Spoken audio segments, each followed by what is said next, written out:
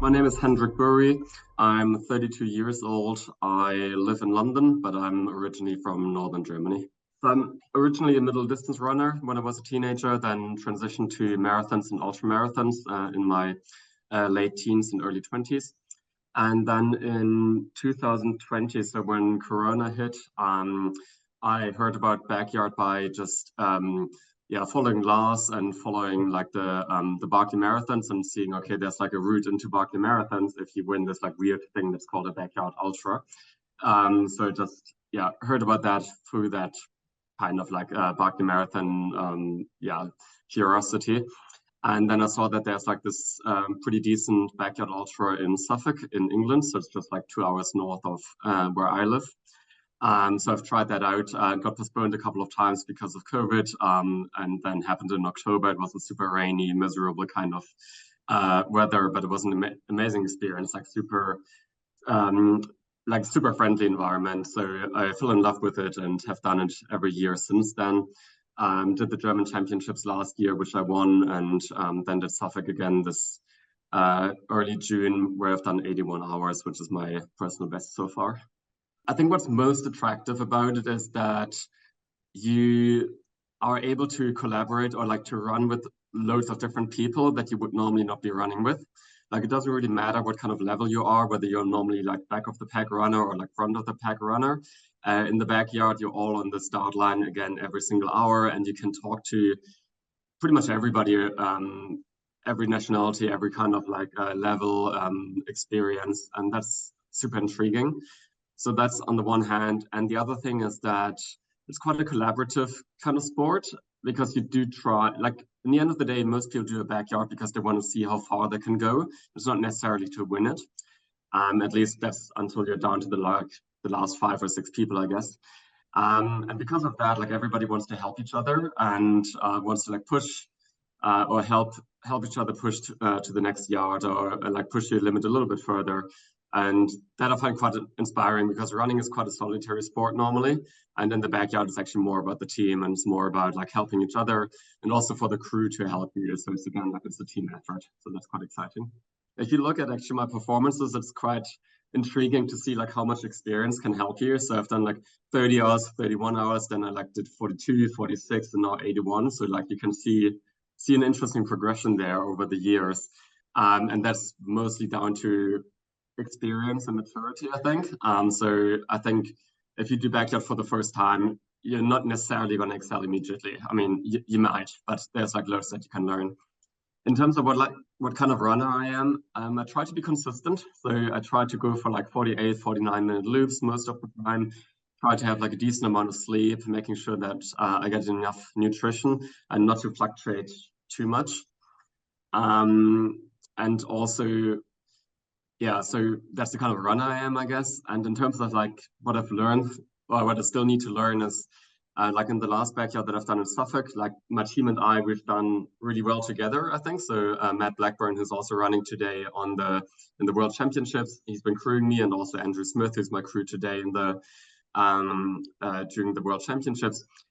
They've helped me a lot to make sure that I eat the right stuff, that I do the right things, and that I can only focus on my running and I don't have to think about anything else. In my previous backyards, I haven't really had this like kind of like really experienced crew. So like having somebody who does the thinking for you and you just do the running, that really helped me. So I try to lean even more on them today, I guess.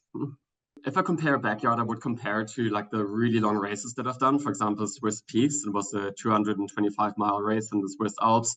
And it took me 99 hours. So when you look at that, you think, okay, if you do 99 hours in the Swiss Alps, you should be able to do 99 hours in the backyard. But I think that doesn't really compute because the main difference is the sleep.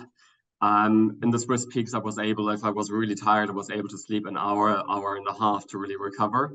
That's not possible at the backyard. So what really killed me in Suffolk was I was incredibly sleep deprived and nothing makes sense anymore. And if you have, and Lars likes to say that, like you can only have like good and great loops, but you can't have bad loops.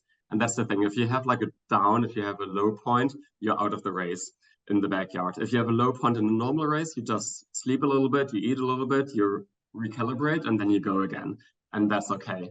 So I guess like this nervousness and this stress that comes with always making sure that you've got a good yard. That's the main difference.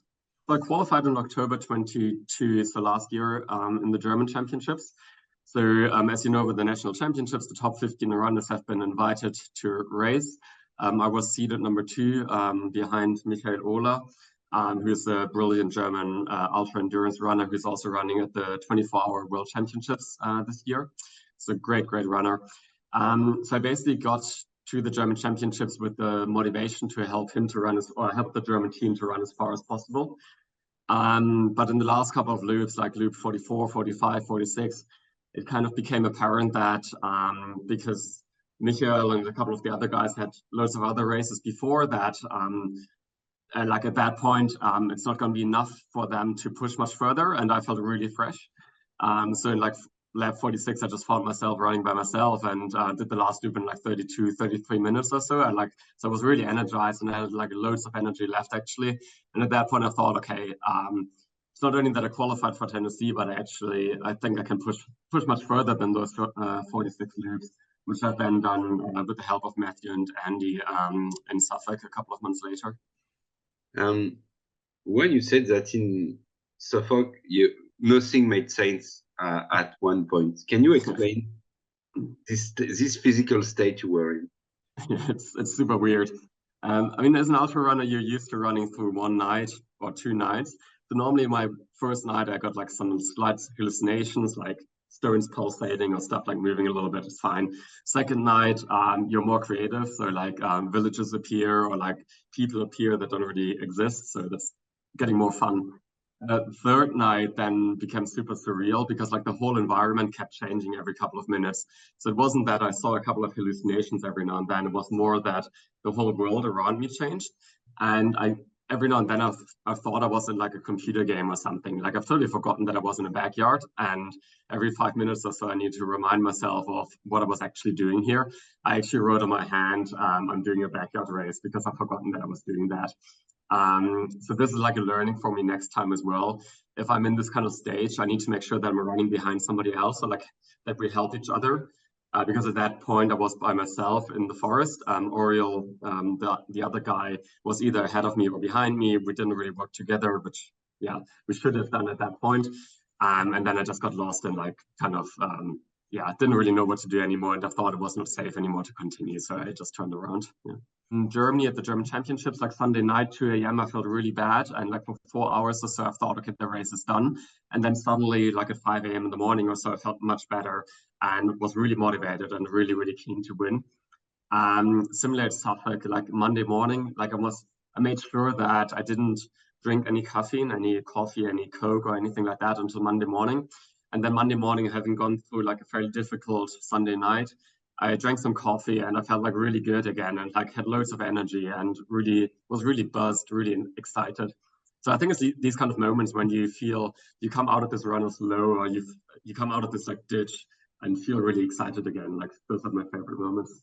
Knowing that I can do 81 loops, I know that I'm not coming as a spectator. So Matt and I, we're definitely here to compete, whatever that means.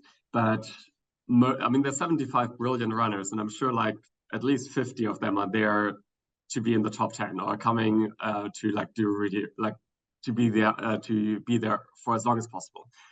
And that's different to like any other backyard that I've ever done. Normally you have like 9 people that are there to really push. Here's like 50 or like 75 people that are really there to push. So I'm a little bit nervous about what that means, because you don't have people that are going to quit between the loops. I think everybody is going to push until they're being timed out.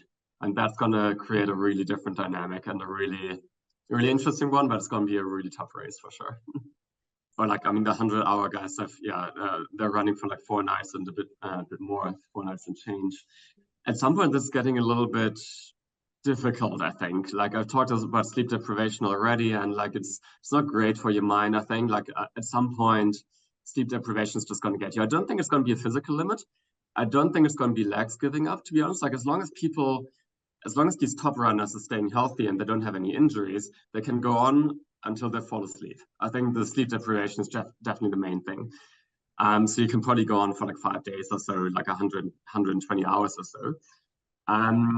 I just feel at some point we may have to like reinvent the discipline a little bit and say, okay, once we've reached 120 hours, maybe let's make the last loop a time trial. Like whoever is like the fastest on the last loop, that's the person who's going to win. Because I feel otherwise it may get a little bit dodgy at some point if you run for like 5 days and longer.